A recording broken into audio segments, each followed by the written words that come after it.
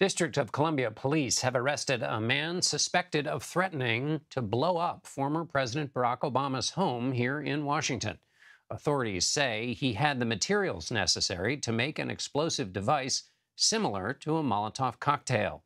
And as CBS News' Jeff Pegues explains, the suspect also had an open warrant on January 6th related charges.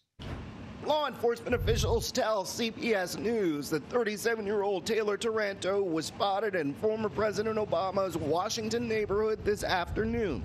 When police approached, he ran toward Mr. Obama's home before being arrested with multiple weapons and explosive materials. Officials were concerned because Taranto had been live streaming threats in recent days that have since been deleted. His conversion van, parked nearby, was adorned with American flags and the words "Patriots Win" written on one of the windows.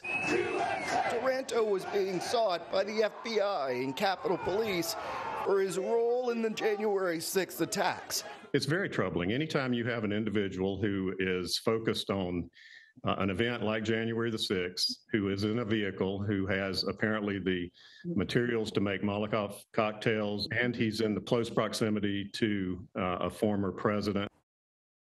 And Jeff Pegues joins me now. Jeff, how much do we know about the suspect and his connection to January 6th? Well, we're still looking into some of the details. We're getting more information from our sources. But what we're hearing right now is while he's from Washington State, he's been spending a lot of time here in D.C. In fact, our CBS News sources telling us that he has been spotted near the D.C. jail, living out of that conversion van that you saw in that report. And investigators say that is, of course, where January 6 defendants are being held. So he's been spotted near that jail, and some of the threats that he was making online, according to investigators, he was making and live streaming from around that D.C. jail. And since the suspect already had an open warrant, do we know if authorities were actively trying to locate him? It sounds like he wasn't doing very much to hide himself. Well, remember how massive this investigation is already.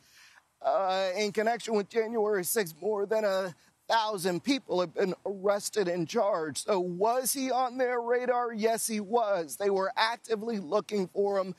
According to our sources, he showed up here, and that's when they were able to put two and two together, match him to the profile of the person that they were looking for.